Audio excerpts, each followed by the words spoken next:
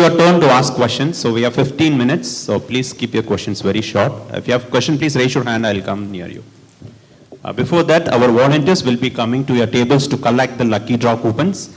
Please ensure you fill all the details and give it to our volunteers. Okay, here comes the first question.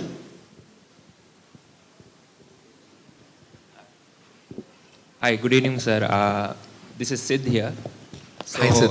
Yeah, it's a privilege being here, to be honest, because I've been watching your videos for the last, I guess, 6 months to one year.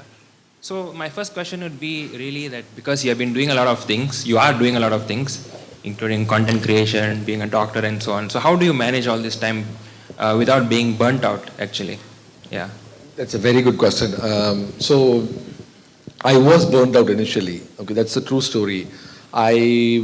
In 2021 was my peak. You know, after that first video that I said, the next video was 5 views with the Ramkumar thing. And the third video I put was only like 100 views or 500 views. Then I said that, okay, I was just a one-time wonder and nothing to be worried about. But then I started doing my passion. I like doing stand-up comedy. So I went to the open mic club and I started delivering some speeches. Then in 2021, where there was a COVID vaccination, was first available in the US, I got the shot and I said that, maybe I can tell that in my channel so that other people can also take it. I am taking it, I am alive. You also take it, you'll be alive. And the first comment was like, you are alive for 1 day, will you be alive for 3 months? After that, I will take it. Okay, and then that video got viral as well. So then I got really interested. Okay, so this is something that is working. So I was a full-time gastroenterologist. I was creating content on a daily basis. I got burned out at the end of that year. But I was reaching peak. Every day you refresh, you'll get like 10,000 subscribers every day, 20,000 subscribers, something like that. All of a sudden, I had only like 200K. Suddenly, it was 2 million. And the growth was very rapid, and I was not sure how to handle. One thing that really helped me was I'm good in organizing my time even before. I used to block the time. That is something that really helped me. It's called blocking the time. You should not put things to do on your task list. If you put things to do on your task list, it will never get done. The task list will never be completed. Instead of that, you should do blocked time in your calendar. For example, everybody knows that between 5 p.m. to 7 p.m. is my content creation stuff. I will have the discipline in terms of, okay, whatever I do in that 2 hours, that's it. And after 7, okay, family time. If it is family time, that's it. From 7 p.m. to 10 p.m., I will not even open my phone. It will take a lot of discipline to do that. But once you do that, the productivity, you will be surprised. You will keep on saying, I'm very busy, I'm very busy. After you put this, it's called time block plan, time block. If you do the time block, you will find that time that you were saying that you don't have it right now. That really helped me a lot. And I prioritize my sleep over anything else. For example, I'll give you an example. For example, before what I used to do was, let's say I want to go to Chennai to Delhi. And let's say there is a flight at 6 p.m.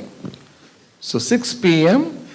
From Delhi to Chennai, I'll come at 9 p.m. I'll come home at 10 p.m. and I'll sleep at 10:30. Perfect? Right? This will charge, the cost will be 30,000 rupees.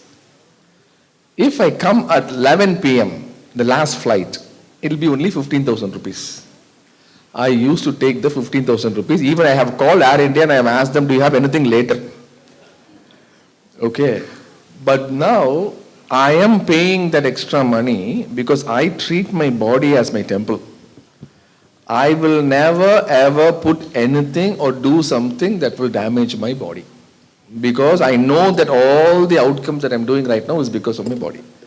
And also the other thing that I usually tell people is that, what's your name, sir? Sidhu. Yeah. Okay. Sidhu. Are you married, sir? Huh? Not yet. That's why you're very happy. Look the question that you're having. Very nice. Any married? Oh, Pavitra and Balaji coming back. You have kids, ma'am? How many kids do you have? 1. Okay. Balaji, tricky question.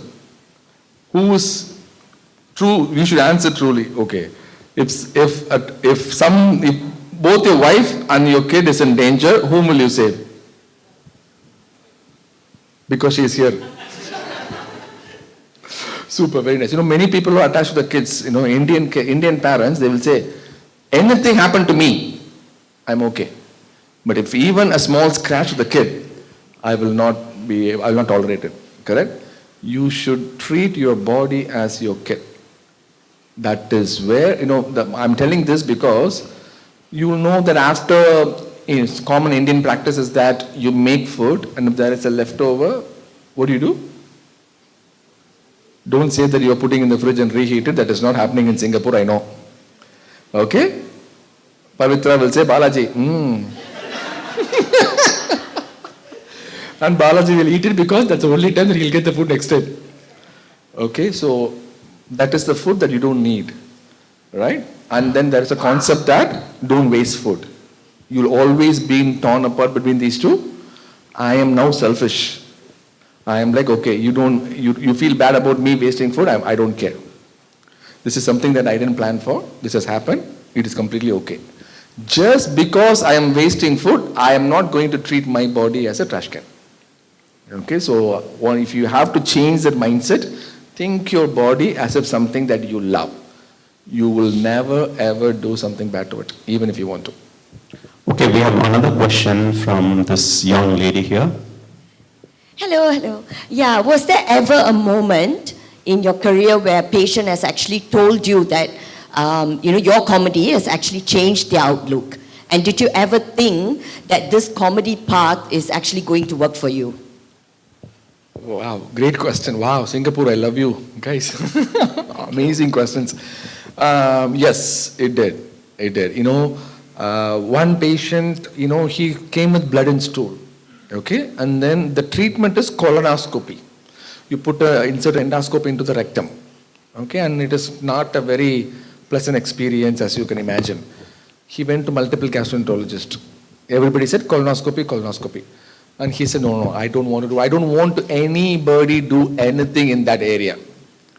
Okay, then I came in and I said, he was my third opinion. He came to me, he said, do you have anything else besides colonoscopy? I said, your blood and stool, the colonoscopy is the main thing. But if you don't want to do, that's completely okay. But just think about it. After doing the colonoscopy, I'll be your very, very close friend because I will be the only person who knows you inside out. Right? For some reason that broke the ice. He said, okay. We put a camera. Huge cancer in the sigmoid area. Huge cancer. If that colonoscopy was done 6 months later, it would have been spread to the liver. He would have lived only 6 months. That situation I will never ever forget in my life. So humor is something that patients like. And doctors are always being seen as somebody, like a very strict, do this, do that, if you know. So that changed my angle. What was the second question? I forgot.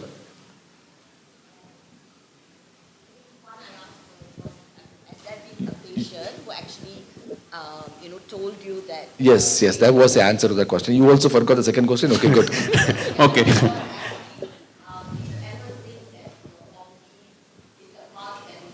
No, never. I didn't even think about it. I know that I had this humor in me. Let's say you go to a party or a crowd or anything, there'll be a person who will always try to be funny, at least try to be funny. I am that guy usually. It just came as a part of the package. Yeah, so I didn't plan. Hi, Dr. Pal. Yes. I'm Priya, sister of Sidhu, who asked... There's a Priya here as well? Oh, good. Yeah. Priya, one Priya at home, too many Priyas. Yeah. So I'm the sister of Sidhu, who asked you the first question. Oh, sister of Sidhu. Okay, nice. Yeah. Get him married. Sure.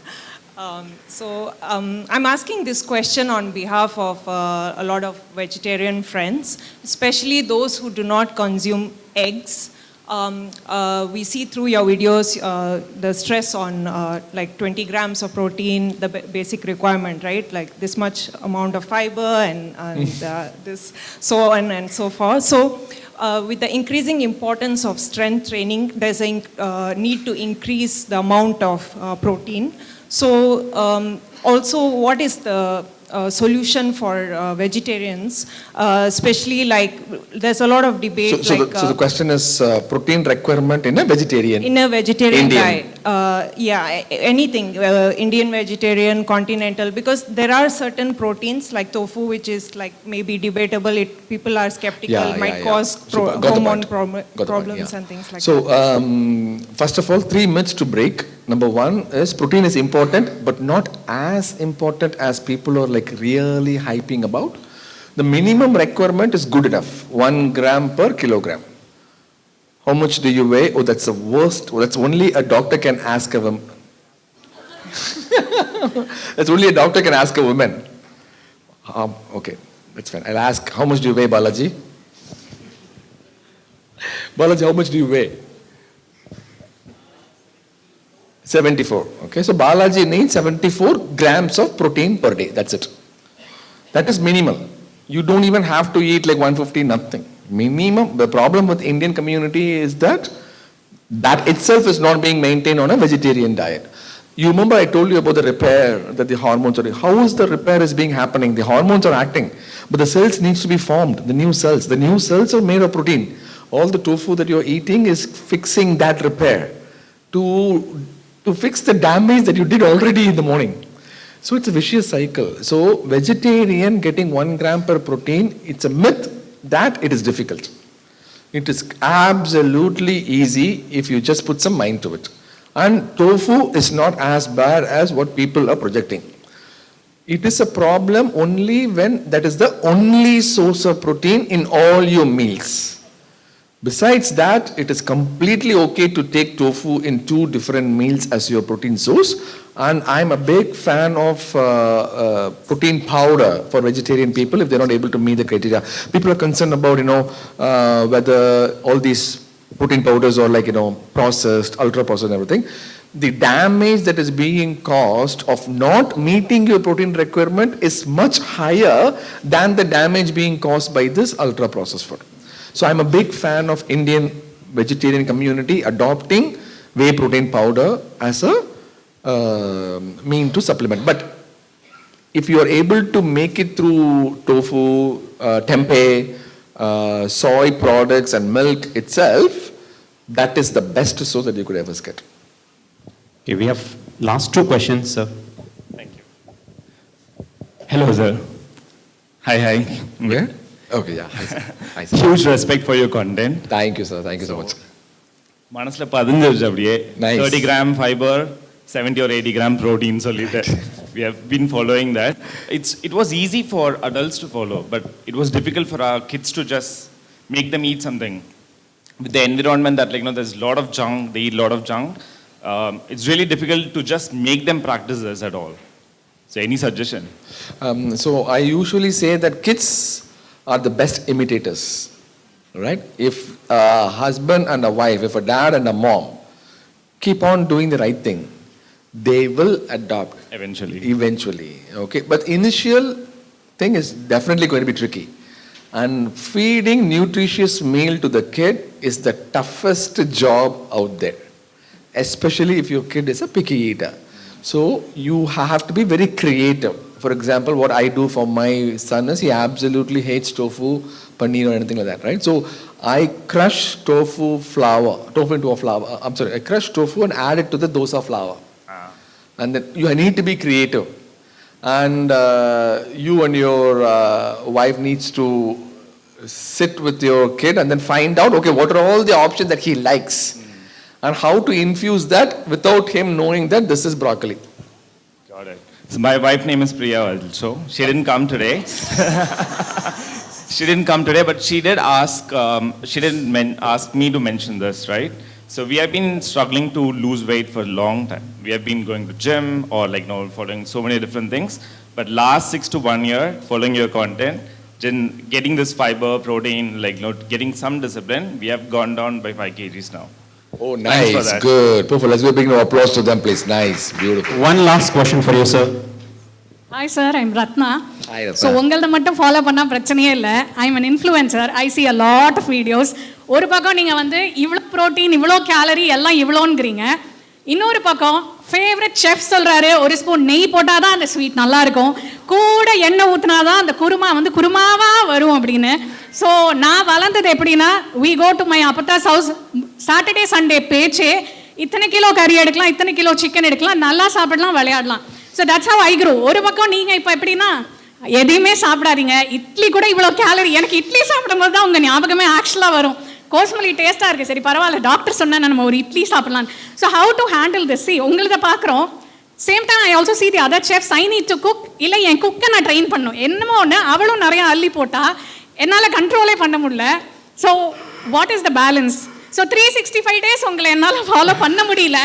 28 நாள் முடியுது, 45 நாள். And S, கிட்ஸை கூட நான் train பண்ணிடுவேன். அவங்க கேட்டாங்க இல்லையா, உங்கள் வீடியோ போட்டு ட்ரெயின் பண்ணுவேன். But what about me? What about my age group? Right. No, that's a very good question. Let's give a big round of applause to her, please. Wonderful question. Nice question. What channel do you have? What's your name? Ratna Singapura. You subscribe to my channel, I subscribe to your channel. Okay.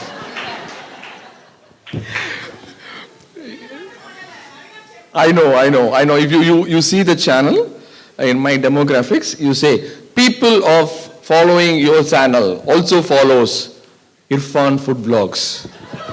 He's a food blogger, Irfan. Venkatesh Braj Chef Samayal. Same thing. I think these guys are just following my channel just for Urga. They are treating my channel as a side dish. Main dish is Venkatesh Braj Chief Braj Samayal. Adenadu Samayal ide. Correct. But I interviewed him, okay? I interviewed the chef, and what he says is that only if you put that much amount of ghee, the taste is like heavenly. If you keep on putting the ghee, you will close to the heaven pretty soon. What he says himself is that you have to, he recommends only 1 spoon or 2 spoons. I asked him, what nonsense is this? How can he put this much amount of ghee into this? I asked them to taste more than 1 spoon. I said, be practical. How can a person stop with 1 spoon of this? Okay, you need to have that much amount of willpower to do that. So the answer to the solution is that there is no other getaway. We are stuck in this world where food is abundant, and we as a community choose food as emotions, right? Whenever we are angry, we eat food. Whenever we are happy, we eat food. Whenever we are sad about somebody else, we eat food for them, right? And then also, look at the Grab.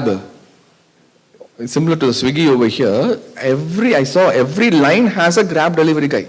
Okay, I was taking a video about matcha tea in the Ion Mall in the Orchard Road. Okay, and one guy pushed me away and got the matcha tea from him. I got the Grab. Okay, so food is around everywhere, right? So I'm glad that at least you are treating my channel as a side dish, because I know that if I don't infuse this thought, there is no other go, that everybody will be by default will fall into that angle. Okay, so there is something called neuroplasticity. Neuroplasticity means there are 2 areas in your brain. The first area is prefrontal cortex. Backside is called limbic system. Any Christians here? Any Christians? No? Okay. You are? Super. What are the sins that Jesus says not to do? There are sins in the 10 commandments. So they say that, Gluttony is one of gluttony. Yeah. And then, being loyal, all those things. If you have time, read the 10 commandments, okay? That thing, we did research. Why I'm choosing the Christianity religion is we did research in the US, a lot of Christian community, right? When the religious beliefs are being taught in the brain, limbic system is not working because it goes into the prefrontal cortex. The reason that Christianity brought that thing was, by default, we are programmed to go to the limbic system to do all these bad habits. Somebody needs to train us to move the signals from the back to the front prefrontal cortex, where you will have to execute decisions. Okay, so you need to build new neurons connecting this pathway from the back side to the front side. It's called neuroplasticity. If not, glutton is one of the 10 commandments, which means gluttony is eating a lot more, is the default method of human race. And the reason is because we didn't have food before. We used to hunt food. As hunters, they will have feast only once every 10 to 12 days. The remaining 8-9 days, we will fast.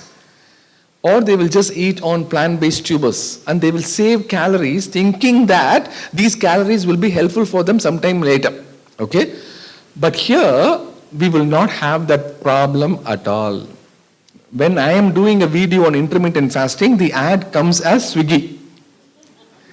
Food is everywhere, okay? So basically, the distractions around in our modern environment is fine-tuned to draw your attention towards the limbic cortex, where you are prone to do all the bad things that you are inclined to do. So you have to surround yourself with a set of people where they will push you from the limbic cortex to the prefrontal area to build those new neurons so that this becomes a habit. So you keep on doing only one idli, eventually you will say, idli venandan. So it takes 66 days to form one tract of neuron. So that is why they say consistency and persistence is the key. It doesn't matter how long you do anything. It is the how much do you do things. It's about how long do you do things. So in my patient population, what I say is, yes, eating at 7 p.m. is very difficult. I completely understand. It's not easy. So instead of eating at 10 p.m., you start by decreasing your eating time by 30 minutes. You do by 9:30. And this will take 66 days to become a habit. Then 9:30, you become 9, 8:30, 8. In 1 year, it will come down to 7 p.m. to a point that after a year or two, even if you want to eat after 7 p.m., your gut will not allow you to eat. I have had many instances where I eat food like late night, midnight or 1 a.m. I will not be able to sleep until I vomit the food. Because that's how my gut is being tuned for the circadian rhythm, because I've been doing it for a long time. Since this is the last question, I'll take some more time on this as well. So overnight, remember I told you about the repair hormones, right? Those repair hormones are affected by only one thing, which is light. And light not going through the prefrontal cortex of the brain, it goes through the eyes. And you should not be exposed to bright light after 7 p.m. I am sitting right in front of the bright light. Right? The reason is, once this light is there, just imagine, when we were hunters, there were no light. Fire was a luxury. And human species are the first species who could use a controlled use of fire. You created the fire as a fireside chat. After hunting, you will talk about gossips, you'll talk about politics, you'll talk about the forest areas sitting around the fire. That is where your fireside chat came. Correct? But they would have had dinner already because the fire was not enough to illuminate the whole thing. All these bright lights after 7 p.m. being very active, all this is a deterrent to your natural circadian rhythm, which is why the repair hormones are not working properly. So the point here is that as a society, or at least for a family, for example, for you as an individual family member, right?